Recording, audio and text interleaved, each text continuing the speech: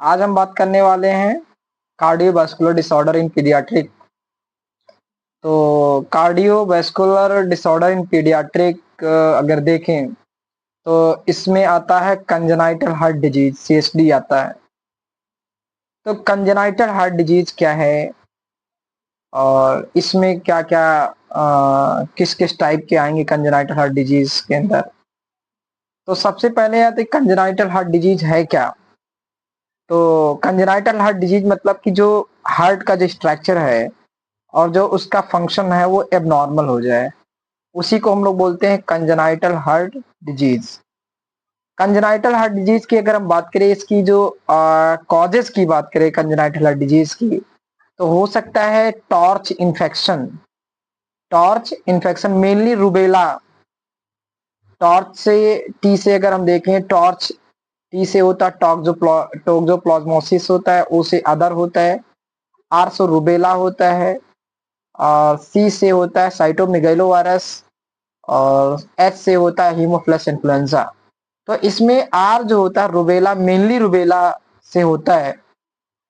अगर हम बात करें कि और भी होते हैं तो जैसे कंजेनाइटल रूबेला सिंड्रोम हो सकता है।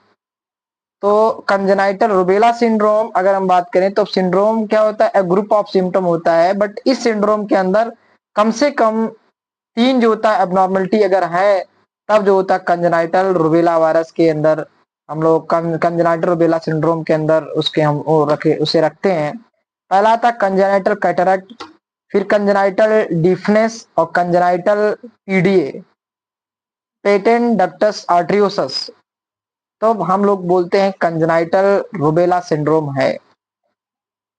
तीसरी चीज ये कि अगर एक्सपोजर है, मम्मी एक्सपोज रेडिएशन से एक्सपोज हुई है, तो भी जो होता है सीएचडी हो सकती है, कंजेनाइटल हार्ट डिजीज हो सकता है बच्चों के अंदर।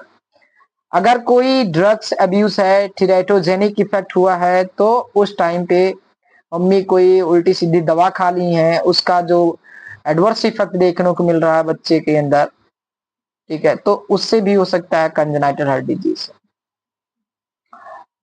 और हो सकता है क्रोमोसोमल एबनॉर्मलिटी लाइक जो डाउन सिंड्रोम है, तो इसकी वजह से भी कंजेनाइटल हार्ट डिजीज हो सकती है। मम्मी स्मोकिंग या अल्कोहल अगर इनटेक कर रही हैं, तब भी सीएचडी हो सकता है। अब बात करने वाले हम लोग कि कंजेनाइटल हार्ट डिजीज कितने टाइप का होता है, type of congenital heart disease.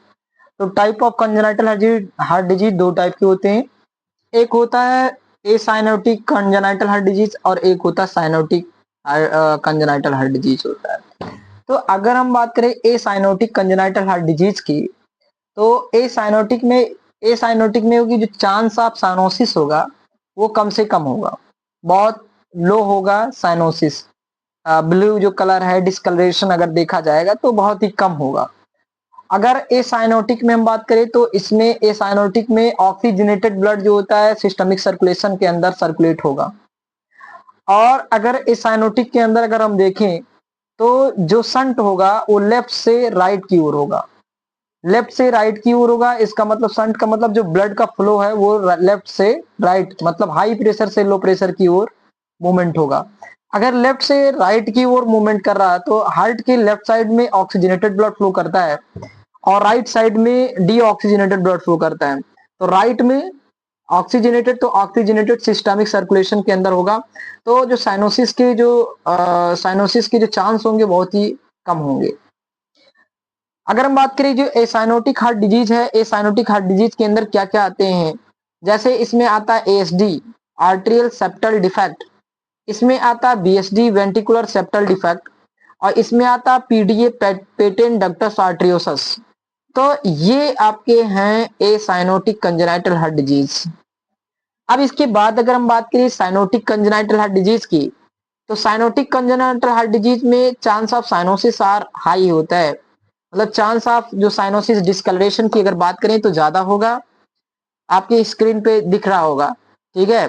तो ये चीज चांस ऑफ साइनोसिस क्या होगा, ज्यादा होगा। क्यों? संट आपका राइट से लेफ्ट की ओर होगा, तो जो संट लेफ्ट से राइट की होगा तो डी ऑक्सीडेंटल ब्लड जो होता है सिस्टमिक सर्कुलेशन के अंदर जाएगा, तो उससे कलरेशन डिसकलरेशन होने के चांसेस ज्यादा होंगे, साइनोसिस देखने को मिलेगा ज्यादा।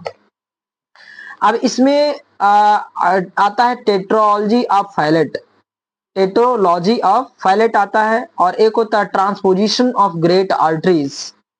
तो ये आपके हैं साइनोटिक कंजेनाइटल हार्ट डिजीज। और इसी तरीके से एक और होता है ऑब्स्ट्रक्टिव कंजेनाइटल हार्ट डिजीज, और ये ऑब्स्ट्रक्शन की वजह से होता है।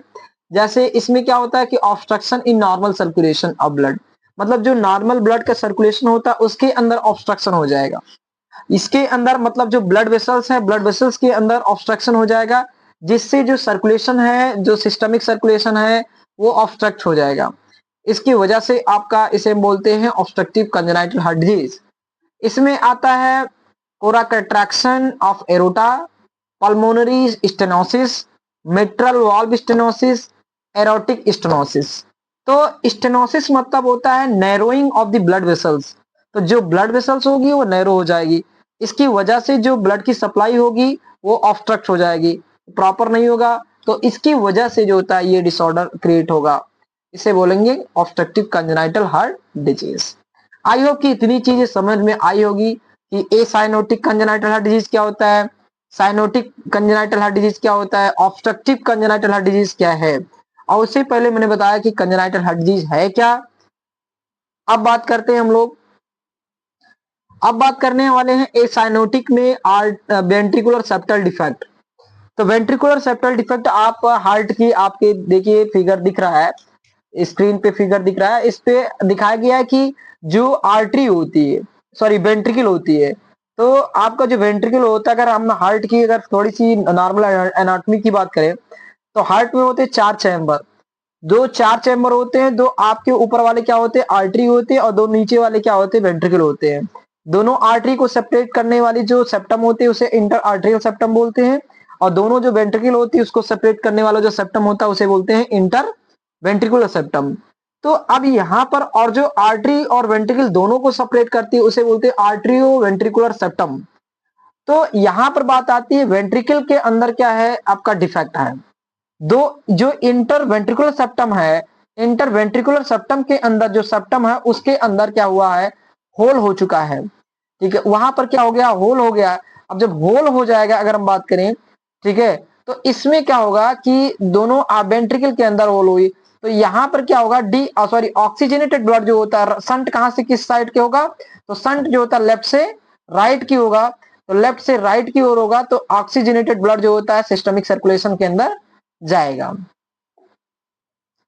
अगर हम बात करें कि जो ये कंजेनाइटल हार्ट डिजीज है, वेंट्रिकुलर सेप्टल डिफेक्ट है, तो वेंट्रिकुलर सेप्टल डिफेक्ट सबसे most common congenital heart disease है। और अगर हम इसके डायग्नोसिस की पर्पस की बात करें तो इसमें क्या होगा, इकोकार्डियोग्राफी करवा सकते हैं, कार्डियक कैथेटराइजेशन कर सकते हैं, तो डायग्नोस्टिक पर्पस से किया जाता है बीएसडी के अंदर। अगर हम बात करें कि जब अगर किसी को बीएसडी है तो बीएसडी के दौरान क्या साइन और सिम्टम दिखाई देंगे, तो सबसे पहले होता है due to left to right shunt the pulmonary circulation become increase, and जो कार्डियक आउटपुट होगा वो डिक्रीज हो जाएगा।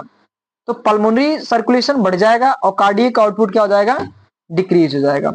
और डिस्पनिया दिखाई देगा, और टैकीपिनिया दिखाई देगा, सांस लंबी लंबी लेगा, एंड टैकीकार्डिया भी दिखाई देगा, पल्स जो होते हैं उसके इंक्रीज जाएंगे। अगर हम बात करें तो इसके अंदर क्या होता है, मरमर लाइक जो होते साउंड सुनाई देते हैं। एबनॉर्मल ब्लड फ्लो जब होगा लेफ्ट से राइट की ओर, तो ये साउंड दिखाई देता है। और मरमर की जो साउंड होती है ये स्टेथोस्कोप से हेयरिंग करने के बाद में सुनाई देता है। जब वेंट्रिकल की वॉल पे ज्यादा प्रेशर से ब्लड जो टकराएगा तो ये मरमर की साउंड तब आती है। रिस्पायरेटरी इंफेक्शन में भी हो सकता है, ठीक है, एंड ग्रोथ रिटार्डेशन हो जाएगी आगे चल के। हाइयर ब्लड प्रेशर जो वेंट्रिकल, अगर बीपी क्या होगी, हाई होगा right ventricle due to left shunting, तो लेफ्ट टू राइट संटिंग है, उसकी वजह से जो बीपी है वो रेज हो सकता है, बढ़ सकता है। और ये हाइपरट्रॉफी जो आपकी अगर हम बात करें तो जो वेंट्रिकल है, वेंट्रिकल के अंदर हाइपरट्रॉफी भी हो सकता है, क्योंकि हाइपरट्रॉफी इसलिए हो रही है क्योंकि उसकी वॉल पे ज्यादा प्रेशर लगा, तो वहां पर एडॉप्टेशन होगी, तो वहां पर सेल की जो होता है हाइपरट्रॉफी होगा। With development of pulmonary hypertension, तो उसी की वजह से जो होता है हाइपरट्रॉफी होगा। ये रहा आपका BSD, वेंट्रिकुलर सेप्टल डिफेक्ट। अब हम बात करने वाले हैं ASD के बारे में। अब बात करने वाले हैं हम लोग arterial septal defect. Arterial septal defect क्या होता है कि जो आर्टरी होती है, मतलब जो इंटर आर्टरियल सेप्टम, दो आर्टरी के बीच में इंटर आर्टरियल सेप्टम, तो इंटर आर्टरियल सेप्टम के अंदर क्या होता है, यहाँ पर होगा होल, तो यहाँ पर जो होता है इसे हम बोलेंगे आर्टरियल सेप्टल डिफेक्ट। तो यहाँ पर अगर हम बात करें तो यहाँ पर सेंटिंग क्या होगा, लेफ्ट से राइट की ओर होगा, लेफ्ट से राइट की ओर होगा, तो यहाँ पर साइनोसिस के भी चांसेस क्या होंगे, कम होंगे। अगर यहाँ पर जो होता है, अगर किसी को इंटर आर्टरियल सेप्टल डिफेक्ट है, आर्टरियल सेप्टल डिफेक्ट है, तो साइन सिम्टम क्या दिखाई देंगे, तो साइन सिम्टम में क्या होगा, कार्डियक आउटपुट जो होता है ये डिक्रीज हो जाएगा, पल्मोनरी सर्कुलेशन क्या होगा, बिकम वो भी इंक्रीज हो जाएगी, ठीक है। डिस्पनिया, टैकीपिनिया और टैकीकार्डिया दिखाई देगा, मर्मर लाइक साउंड सुनाई देगा, रिस्पिरेटरी इन्फेक्शन हो सकता है, ग्रोथ रिटार्डेशन होगा, इकोकार्डियोग्राफी और कार्डियक कैथेटराइजेशन इसके डायग्नोसिस कर सकते हैं इससे। अगर हम टाइप ऑफ ASD की बात करें तो टाइप ऑफ ASD होता है टाइप 1, टाइप 2, टाइप 3। तो टाइप 1 ASD जो कि आपका ऑस्टियम प्राइमम बोलते हैं इसे, टाइप 2 ASD होता है ऑस्टियम सेकेंडम होता है, टाइप 3 जो होता है साइनस वेनोसस होता है। तो ये तीन टाइप के क्या होते हैं आपके ASD होते हैं, आर्टरियल सेप्टल डिफेक्ट होता है।